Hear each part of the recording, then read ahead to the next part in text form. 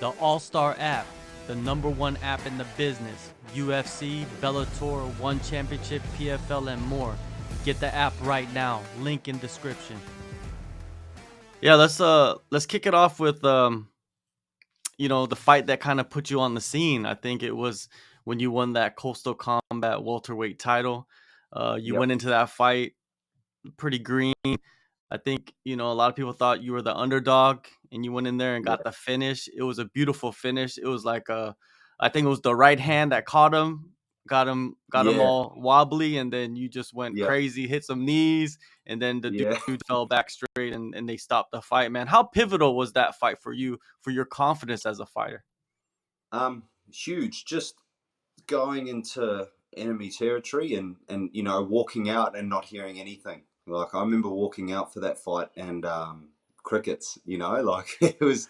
So Ty, his coach is the promoter of that promotion. So he had sold massive amount of tickets and it was up in Queensland. I'm down here in Melbourne and yeah, walking out here in crickets and then putting him out and finishing a tough guy in Ty, who's he's fought guys like Jack Della and he's just had a wide array of opponents and sort of fought the best of the best. So to put him away was awesome and massive for my confidence, especially Yeah. after the weight cut that I'd had.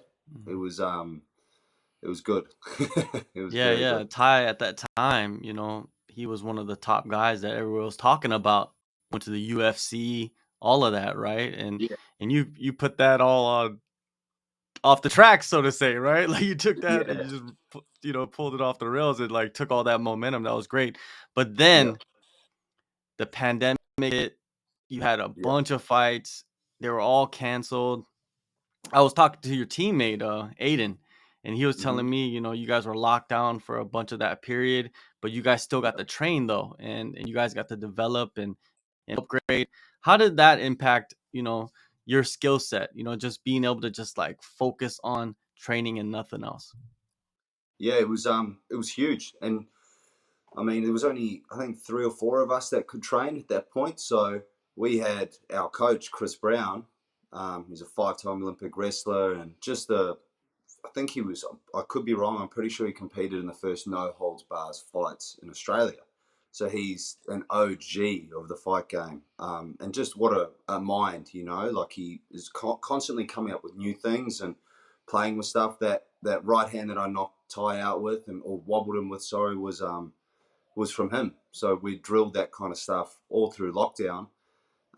It was huge, huge for my game. Just being able to be with that guy, so be with Chris for months on end, and all we could do was train without any other distraction was massive. It's we couldn't go out and we couldn't go and hang out with our mates, couldn't even see really family. So it was to be able to get to the gym was it was an escape, to be able to sit there and just focus on our craft and not worry about what's going on in the outside world. Just knowing that our time would come where we can step back in the cage and put all we've done to practice. During that time, where do you feel like you leveled up the most? I mean, you mentioned your coach. He's a Mhm. five-time Olympic wrestler. Like that must have been a big part of like what you guys were learning, was it? Yeah, yeah, and his so it's actually quite funny. His game initially was like he'd teach us just how to get people down and control people. That's sort of our bread and butter. But his game had sort of shifted, obviously, with Aiden and I both liking striking and like we like to knock people out. His game shifted more towards defense against wrestlers. So he was working out how, okay, what if Matty does this, he can't get me down, and we just played off of that. So it was more the defensive wrestling, and playing on bottom, which was another one, like looking for elbows and angles underneath to keep winning. We're lucky enough to just after that period, we got a one of the boys that we know who's quite well knowledged on judging, and who happens to be a judge down here in Melbourne. Um, he came in and did a bit of a seminar for us, watched our rounds, and was saying, "Look, Matty won this round because of this. Aiden won this round because of that." So we were able to kind of figure out and play the game. And one of those things was, yeah, our bottom game, playing underneath and looking for opportunities underneath, like elbows and punches and, little things like that to work our way back up to the feet. But it was definitely the grappling. We all improved so much more in our grappling in that Yeah, I period. think that's huge right there. What you're just talking about is Mhm. understanding the judging, right? Because nowadays you Mm. see in the highest level, right, on these big promotions, some shitty decisions coming through from Yeah, experienced judges, right? And you're like, yeah, yeah. every fight is different. They're judging like different. Mhm. Like, is it damage? Is it control? It's like we don't even understand. But you guys are like going in Yeah, there and asking the judges, like, what do you see?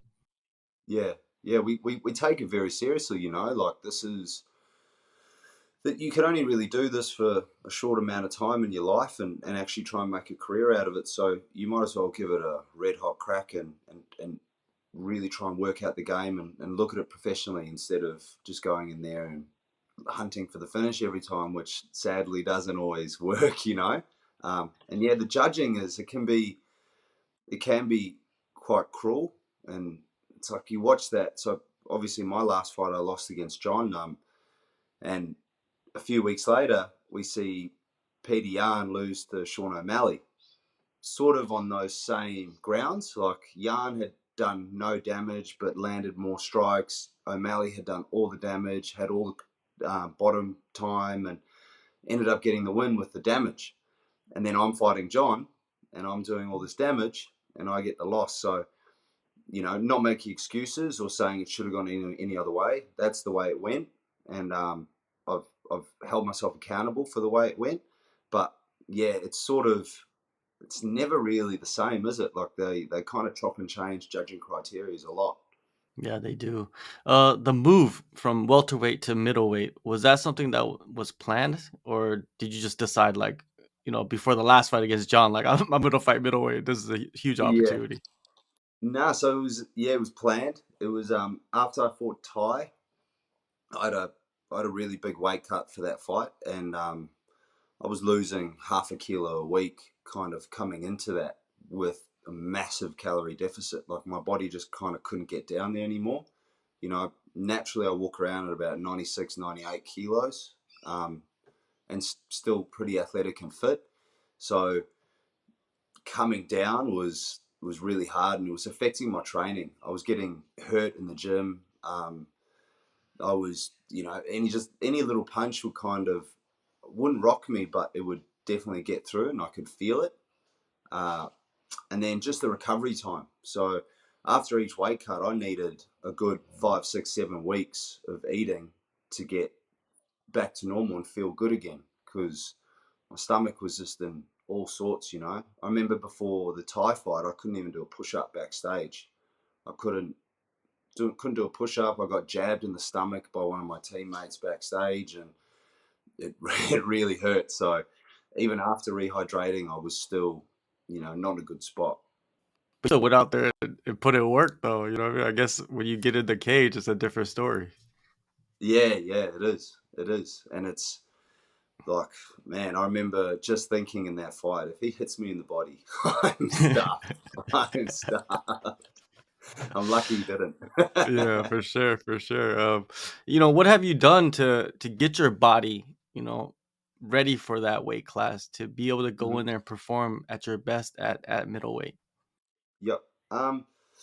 Just eating normally and kind of getting my life into a bit more of a balance. Like for welterweight, I was trying to sit around 92, 93 kilos, and which is, I think, 205 pounds.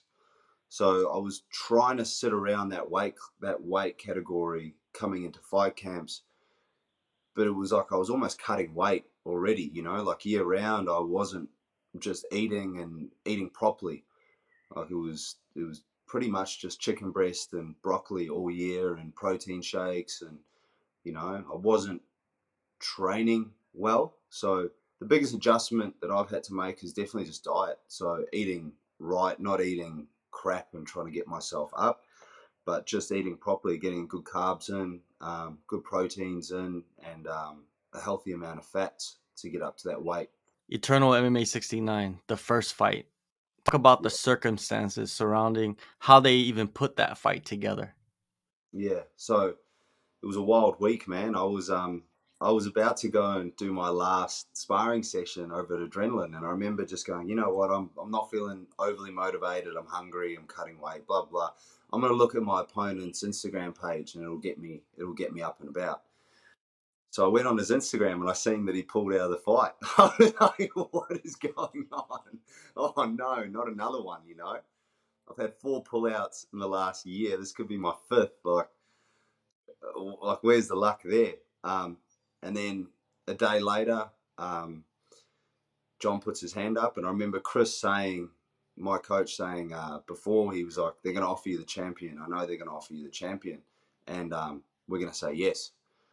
Obviously, very excited to fight someone like John. He's a beast, man. So it was I think it was a good week. It was like, oh fuck yeah, I've kind of got nothing really to lose in this fight, and I'm fighting someone who's dangerous and scary, which always gets me up and excited. Like that's kind of why I love fighting, is feeling that little bit of fear. Um, and then obviously him not being able to make weight or get down to 84 in time, justifiably, it was very short notice, was cool. Fighting on the same card as Aiden and Val, and they're all cutting weight and suffering that whole week. I'm having coffees on the plane. I'm enjoying it, and then sitting in a sauna for 25 minutes and being on weight, instead of cutting weight all day.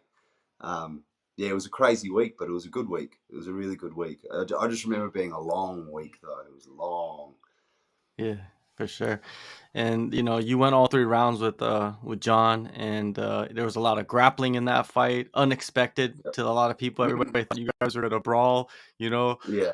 what did you learn most from that fight about John? Um, I I learned.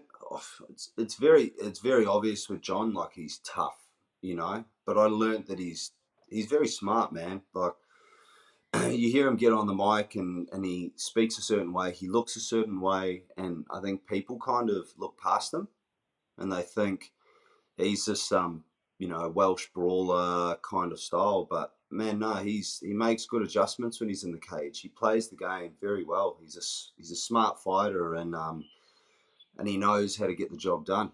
And he knew, that night that like it was all right. I've taken him down 1 round. I need to get this control the other round. I'd won that first. The second and third were his, quite narrowly, but they were his.